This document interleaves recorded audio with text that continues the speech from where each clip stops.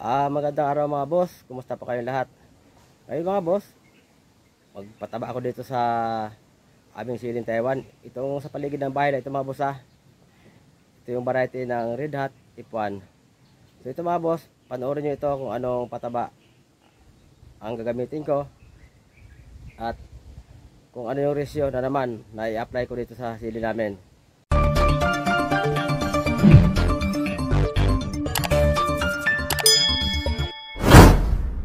Pero bago pala lahat mga boss, mayroon pala tayo mga avid viewers na nagpa-shoutout. So shoutout kay Ate Juna Channel. At shoutout din kay Farm Miners. So yan mga boss, kumusta po kayo dyan? Sana maganda rin ang inyong mga pananim para kumita rin kayo. At maraming salamat mga boss sa walang sawang panonood at pagsuporta sa aking channel. Kukuha tayo dito ng isang lata ng sardinas at itimpla ulit dito. Yan.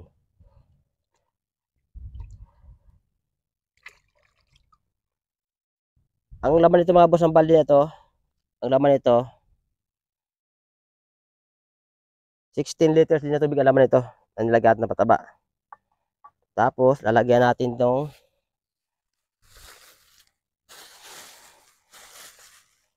ito mga boss calcium nitrate. Yan. Lalagyan natin siya ng kalahating lata lang ng sardinas na calcium nitrate. So, yan mga boss. Propikot po yan. Yan. Ihalo natin sa isang lata ng sardinas na binabad na complete. Ito yung idilig natin sa sili ito.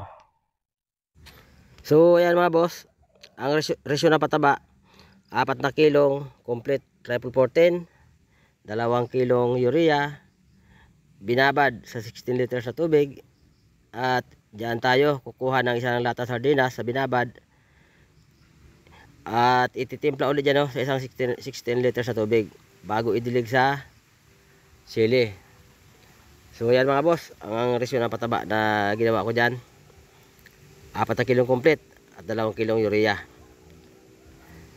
at isang takal ng sardinas ang timpla bawat 16 liters na tubig doon sa binabad at kalahating lata ng calcium nitrate ang titimpla bago idilig sa sili. So yan sa mga boss sa mga boss natin na nagtatanong kung ano yung mga pataba na ginagamit namin sa sili. So yan mga boss, ang common na ginagamit namin. So dalawang klase lang ginagamit tayo pataba pag walang complete triple 16. So itong complete triple 14. So pareho na naman sila mga bossing.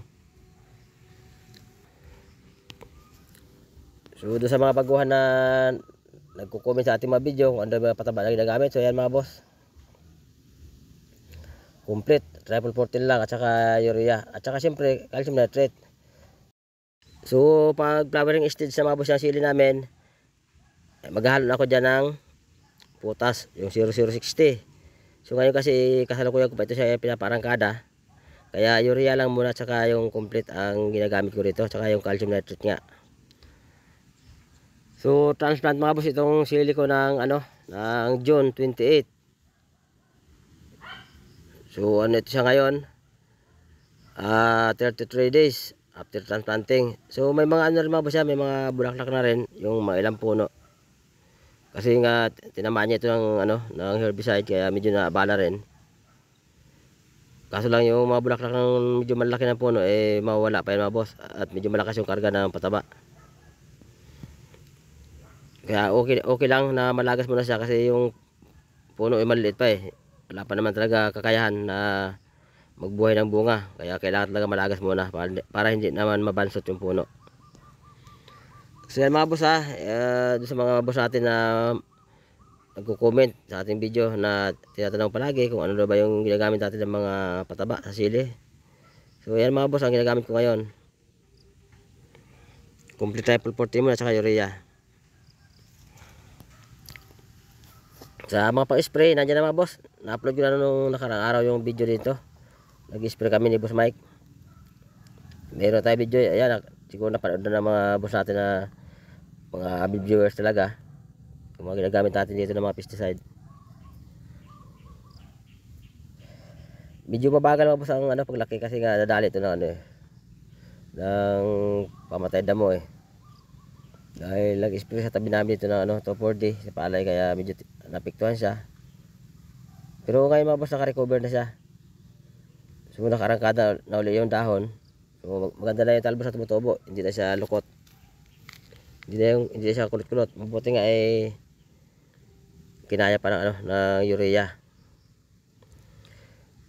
Pangalawang pataba ko pala ito mga boss Yung una yung puro urea nga, tsaka ito pala ngayon pangalawa. Medyo matagal mga boss sunuran, halos every 15 days lang ako nagpapataba. Kasi gumagamit din naman ako dito ng foliar. Yung nga na-upload na rin natin yung video ng foliar na ginagamit dito, yung yung Nutriband foliar na gawa ng Allied Botanical Corporation. So andyan na mga boss ang video noon, nung nag-spray kami ni Boss Mike dito ng foliar. May halong insecticide tsaka fungicide.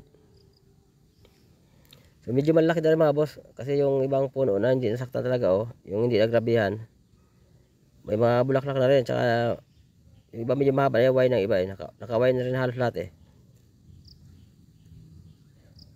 medyo naabalang lang yung paglaki, siyempre nasaktan nanigas. So mabuti na lang mga boss at kinaya pa ng pataba. Kung kiragan ko na puro urea nagbago siya, lumambot yung talbos saka tumubo na panibago, so gumanda. Kaya siyempre natuwa rin ako at hindi ko akalain na makarecover pa. Ayan mga boss, malaki na mga nakaway na nga yan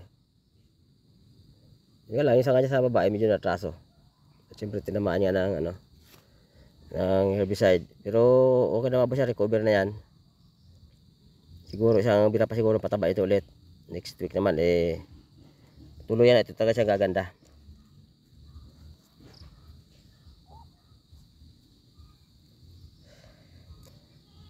So subaybayan nyo lang mga boss yung mga update dito hanggang sa mag-harvest, para yung mga boss natin mga baguhan may mga idea naman sila makuha. Subaybayan nyo mga boss yung mga video nito para matutunan nyo rin paano ba yung pag-alaga ng sili Taiwan na hindi tamaan ng lapnos.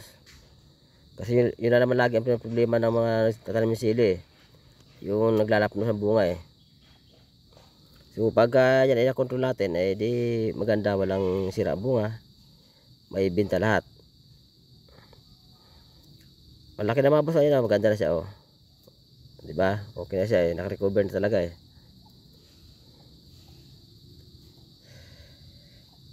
ano pala naman ito siya, 33 days pala naman ito after transplanting. So pero sili naman kasi minsan pag maganda talaga yung bulas 25 days may bulaklak na yun kahit na maliit pa siya So ito naman medyo natraso yung paglaki niya, kaya wala pa rin siyang kakayanan na magdala ng bunga. Ang ginamit ko dito mga boss na herbicide, kaya malinis yan, yung Sharp Shooter herbicide. So glyphosate mga boss yan. Ingat lang mga boss pag-spray ako sakaling gumamit kayo niyan. Ingat lang pag-spray.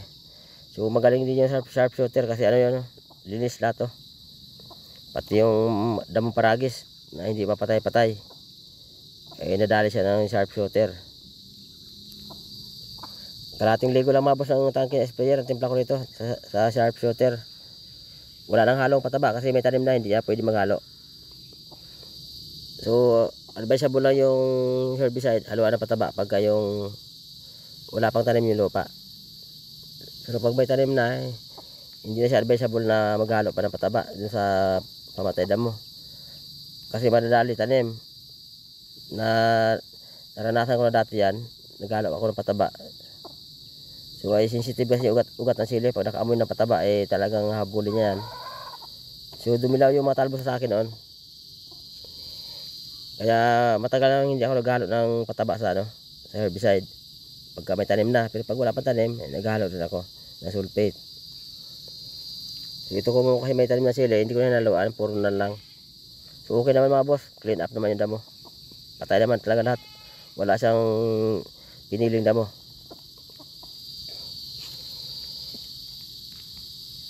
So yan mga boss, Maganda na ito mga boss. Next week ito mga boss. Pag nagpataba ako ulit. Next update ito. Makita nyo maganda na ito. Mas malago na yan.